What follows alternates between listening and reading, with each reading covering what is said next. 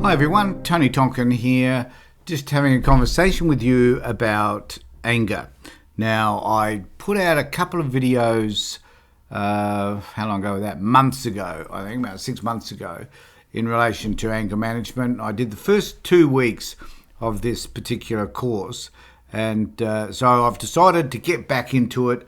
But just to let you know, my experience as a social worker is that I'd worked for 30 years. For most of those years as a social worker, for most of those years I'd spent working and running anger management programs, and this is the product of one of the programs around anger management that I have run. So I'm incorporating some of these ideas, hopefully, so that you can benefit from what it is that we had to say in these programs, and hopefully maybe just changing your life a little bit so that you can deal with your own anger differently. Now, you'll be able to find, I'm going to do a playlist that will have all these in them at one particular point, so when I do that, you'll be able to find them on the particular site that you've gone to now, which is probably the Wise, Witty and Weird YouTube channel that I have. So look at this and other videos, and certainly subscribe and ring the bell. So we're going to kick off, and we're going to talk about, so today we're going to talk specifically about feelings. So this is supposedly week 3 of this particular course, and one of the areas that I've been working with over many years is this notion that we as men struggle sometimes to process our feelings. And I think this applies to most people, male and female, so I don't want to make it a gender issue. But primarily when we're talking about anger, most of the people that have come and seen me over the years have been men, even though I do confess there have been a number of women as well who's clearly had issues around their anger and the way they behave around that. So today, this session though, is on feelings, how we process our feelings, what's important about our feelings, and whether or not we are recognizing what those feelings are and where they come from and whether they're still impacting us today. And often they do. So this is a discussion on emotions, how we process them, and how we actually identify them, recognize them, and what we do with them once we've done that. So I'm going to kick off with the first page of this, which is, just to make sure I get this right, feelings, what feelings are okay and what are not okay. Then we're going to have a look at a process called emotional programming, which is looking at the ages in which we do learn about emotions and how we go about learning about them, and it's a pretty important aspect of the whole thing. And then we're going to look at the anger iceberg. And we're going to look at also about ways by which we can own and take responsibility for our feelings, which will in turn govern primarily our behaviour. So first you're going to look at what feelings are okay and what are not. And remember, when I presented this, normally I did it to a group, so there'll be some sort of exercises in here which I suggest you do take away and think about them individually, or have a conversation with somebody else about those sort of exercises that I've mentioned in this particular session. So this is the first one. So this would be about thinking about what feelings and messages in your family when you were growing up were expressed and discussed, and what were okay. So there's many of us who grew up in families where emotions were just not expressed. They weren't expressed in my family one way or the other. In some families, they're expressed in a very unhelpful way.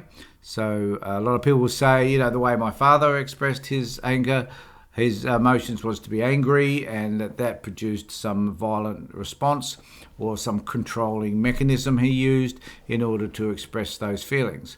We often ask in these groups, to what extent did you experience love, tenderness, kindness? How are they expressed within your family? Now, a lot of people would say, maybe not you, but a lot of people would say that those expressions were by my mother or by my grandmother or other people in your life. So want you to think about how are those emotions expressed specifically within your family. and what were they, and how were they received by you when they were expressed? So there's two things we need to identify here. Firstly is, what was the emotion? And often anger, for example, is expressed in a behaviour which is often violent or aggressive. Not assertive, it's either violent or aggressive. So how did you experience those particular emotions in families when you were growing up? Feelings and messages which were not allowed to be expressed. So there's a lot of times when we were, particularly as men, we were told to grow up, we were told to be strong, we were certainly told not to cry.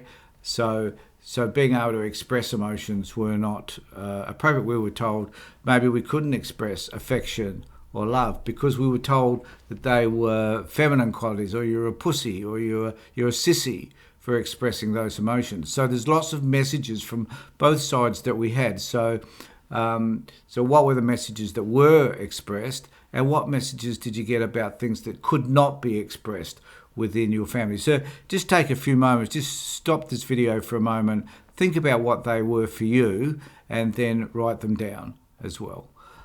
Now, so we need to know what provokes you and identify your thought patterns at the time. So think about, so when we're trying to break a cycle around the way we feel and how we choose to behave, we need to be able to think about what were the thought patterns, what provokes us to think about. So an event happens, and in that event we feel a certain way.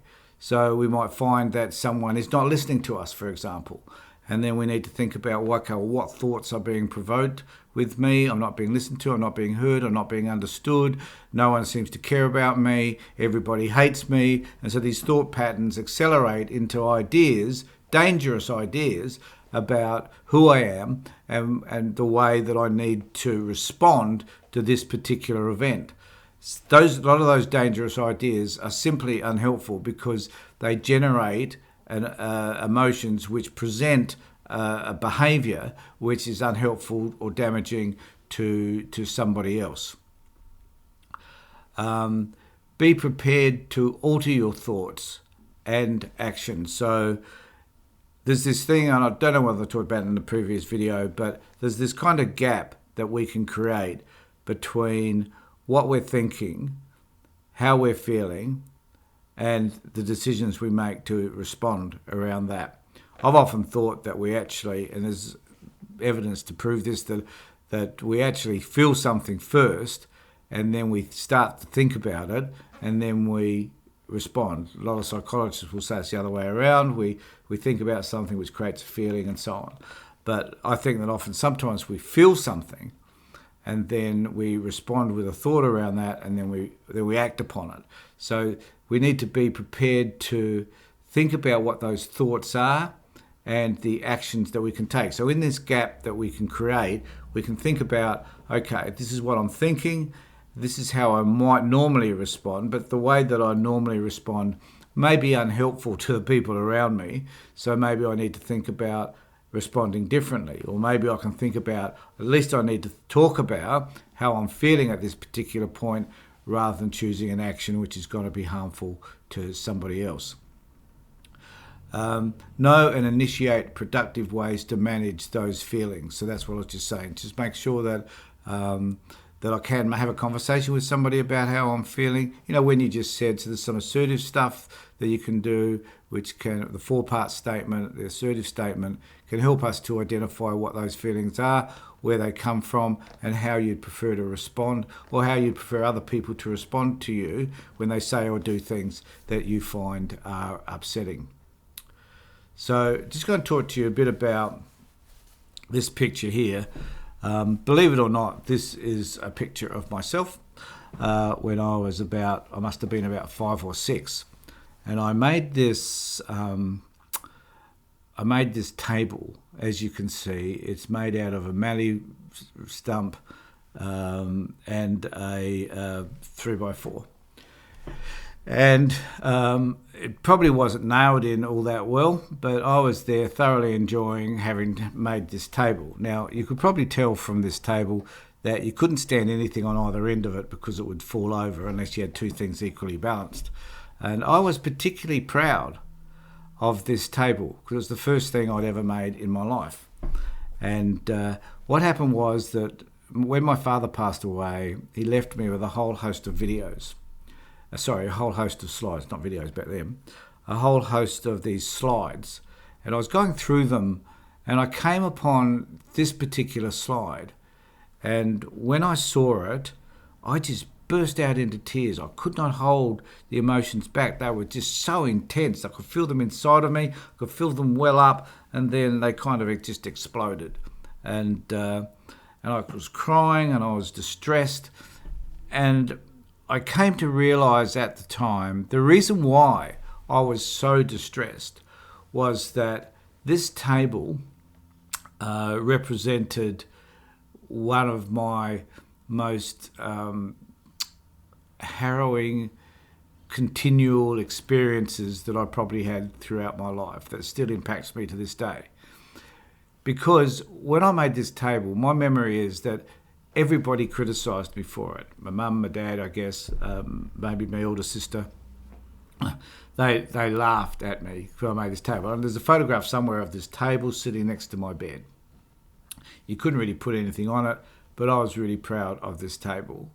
Now, the realisation I had was that I had not made anything with my hands from that day to this, because the emotional stuff that I felt about making things with my hands, being criticised and ridiculed, was so strong that I simply made decisions to avoid it. And there was a family joke that I just wouldn't do anything with my hands, that I'd get some of the people to come in and do that, including changing light bulbs. So it wasn't that I couldn't do it, it was that the emotional stuff that stuck behind it prevented me from doing those sorts of things. So the reason why I bring this up is that this is what emotional programming is. It's about the messages we're given about who we are at certain ages will determine the decisions that we make in the future. And for that reason alone, emotional programming is important to understand. So when we understand emotional programming, we need to understand this, is that your emotional programming is simply a set of decisions and beliefs you made about yourself, others, and the world in general when you were growing up. So as you go through life from 0 to wherever you are right now, particularly 0 to 18, you make a lot of decisions about how you're going to interpret your world based on what you're told by those people around you and the experiences that you had, like me and that table. I decided, not cognitively, but I decided at that point that experience the humiliation of making things with my hands was so horrific that I just wouldn't do it ever again. And I didn't. But it wasn't until I came to that realisation when I saw that particular slide. Between birth and 5 years of age, you receive 50% of your emotional programming. So how you're going to choose to decipher your world, to interpret your world, is going to determine largely from 0 to 5. So in families where they're chaotic, where there's a lot of anger, a lot of violence, a lot of frustration, resentment, and certainly in lots of cases not a lot of support for kids, those children are going to wind up interpreting their world emotionally around what it is they have or have not received during those 5 years, to the tune of 50%. So that's a fair chunk of who we're going to be is going to be determined the way we think. Me and my table, I was 5 at the time or thereabouts, and then I chose to determine my world based on how people saw and viewed me in relation to that table. So between the 5 and 8 years, we receive 30% of our programming. So by the time we're 8, we're up to 80% as to how we're programmed in terms of how we're going to interpret this world. The first 5 years of our lives, though, our lives are spent with our most immediate family, unless we're going to kindergarten and we have this other experience about who we are. But primarily, the major people in our lives are our parents and our grandparents, and if we have any, our siblings. By the time we reach 8 years of age, we're starting to go to school. Other people are interacting with us, teachers, maybe some sport people, other people in our world have extended beyond just our family. So the influences that we've got in the first 5 years are paramount because that's about the most immediate people in our family. That can extend now to, by the time we're 8, to 80% of the people that have influenced us they've extended, but they're still influencing who we are and how we think about the world. Now, by age 8, you are 80% programmed, as I've just said. Between the ages of 8 and 18, you receive 15% more of your emotional programming. Now, think about this. If you've decided to become a certain type of person, I guess, maybe aggressive, maybe thinking that you'll never be successful at school, that you're a loser, that you're dumb, that you're stupid, the sort of things I went through, then perhaps that programming about who you are has been determined in those first 18 years of your life. Primarily, though, between 0 and 8 is where most of that comes from. So as parents, we need to be really mindful that it's between that period of time a child's going to work out how they're going to interact with the rest of their world. So we need to be mindful of that, and we need to make sure that whatever messages they get are positive, are supportive, are loving, caring, nurturing, and where emotions are discussed primarily. So these are things that are really important. So, but by the time we're 18, now this, to me, I've often had people say, okay, so by the time I'm at that age, I'm 80% programmed. So this means that by the time we reach adulthood, we're 95% programmed as to how we're going to interpret our world. And people will say, well, 95%, that's it. That's a heck of a lot. That's really hard to undo. Therefore, can I become something else if I've been programmed emotionally up to by the time I'm 18 to 95%? And the reality is that it is not a lost cause, because it is with the 5% of the conscious mind that we can understand and change the 95%.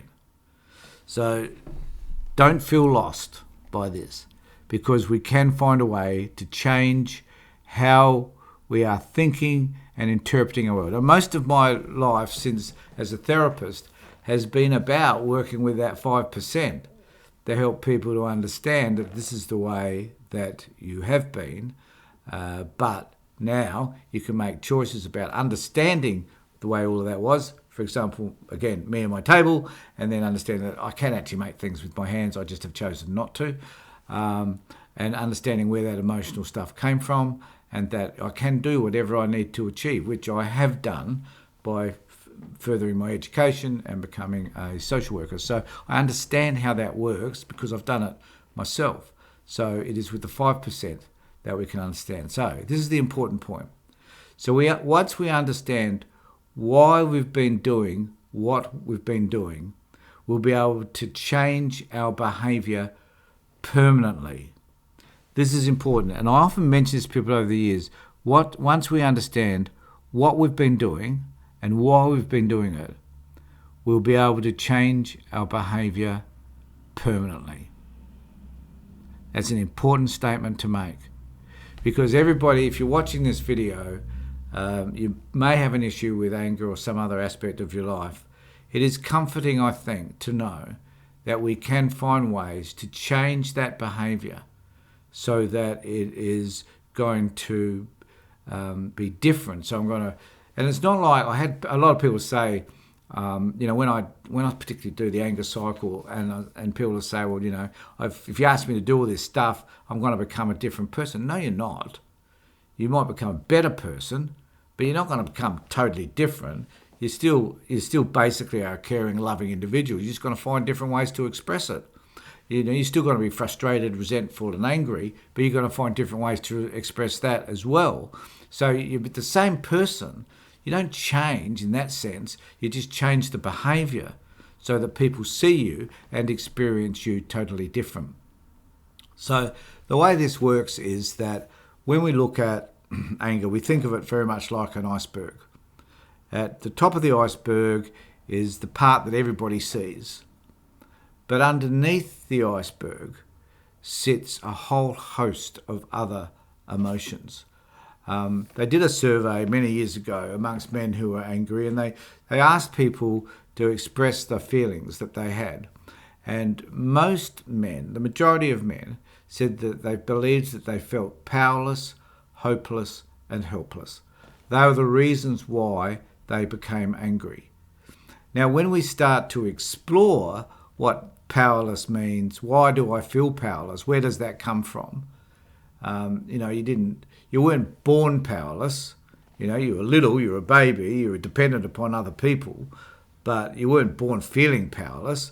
You were dependent though. So what made you feel powerless? What made you feel hopeless and helpless as you were growing up? So, and as men particularly start to have those feelings, they try to gain back some of how they would like to feel. So I'd like, instead of feeling powerless and hopeless, I'd like to feel like I'm in control. So they work to control whatever is happening for themselves, control other people, control their environment where possible. But while they're busily trying to control everything, they're doing that in a way that's unhelpful because they're feeling so powerless and helpless and hopeless about who they are. So they need to be able to find a way to bring that control. So men who are feeling extremely powerless are often the most violent in our community because they're the ones working hard day and night to get some control over something which is deep-rooted and which they can't get rid of, no matter how hard they try. So it's interesting to work out, and what we normally get with people is, this is anger at the top, but this is just what people see. So what other feelings? So what normally at this point in the program would look at drawing a list of the feelings that you have, and there's a whole stack of feeling words that I produce for people. If anybody wants any of these, they can contact me at aptonkon@live.com.au, and I'll send you a list of those feeling words, and you can use those words to look at, because the type of words we usually use to describe our feelings are very limited. There are thousands of words that one could use to describe certain feelings, but we choose not to because we're not used to discussing our feelings. We are taught that there are only a few. So I might feel sad, I might feel angry, I might feel resentful or frustrated. So maybe there's just a few words that we use, and we use them continually. So we use them sort of almost as an interchange, because we just can't work out what actual words have great meaning for us, and so we grab hold of the only word that we know. So if we say, for example, that I'm feeling sad, and we say that I feel sad for almost everything, it becomes inconsequential in the end. It has no meaning. It becomes a redundant sort of feeling. So we need to make sure that we identify the actual word that relates to actually how we're feeling.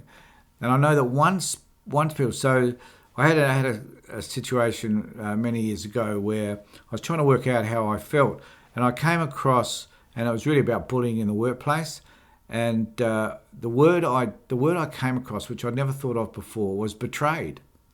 And when I identified that I was feeling betrayed, I felt a whole host of emotions sort of flow out of me, because that word hit the point. These people that I trusted had betrayed who I was and distorted the version of who I wanted to be. And so the word betrayal fitted perfectly with how I was feeling. And I've noted that with clients that I work with, when they identify that particular feeling and it resonates with them, then things do start to change, because from those words we can make sense of our world. So even though we've been programmed 95% to think of this world in the way that we do, once we start to find language to describe it, then we give all of it a greater meaning. This is why kids cannot use language to describe how they're feeling specifically, because they just don't have the skills to be able to do that. As you get older, you develop those skills, except the problem is that as adults we very rarely find ways to use them, because we're told by the time we reach adulthood that we don't talk about our feelings and we don't identify them. If we were taught that it was okay to understand our feelings, discover the words that relate to our feelings throughout our life from 0 to 18, we'd have a much better hold on who we are and how we need to interact with the world than what most of us do, which is not be taught any of that. So the 5% in terms of emotional programming is understanding what those words are and then building on those words to develop a better sense of who we are. So I'll just have a look at this. So normally we ask people to do this in groups. So we are responsible. This is a question that you can ask yourself. We're responsible for how we feel. People don't make us feel certain ways, but rather we choose to feel the way we want to. So this is a sort of a question that we ask people because it's contentious. Because people say, you make me feel a certain way. And we say, okay, what do I do with that now? So do people make us feel a certain way? People don't make us feel certain ways, but rather we choose to feel the way we want to feel. Now, I'm not going to necessarily answer that from my perspective, but turn off the video, just pause it for a moment and think about, does that apply to you? Do you have a thought around that? Are we responsible for feel? People don't make us feel certain ways, but rather we choose to feel the way we want to. So do people have the power to make us feel the way we want to feel? Think about this. If Joe Bloggs tells me that I'm a dickhead and I have no relationship with Joe Bloggs whatsoever, and I don't care who he is or what he says, am I going to feel anything about that?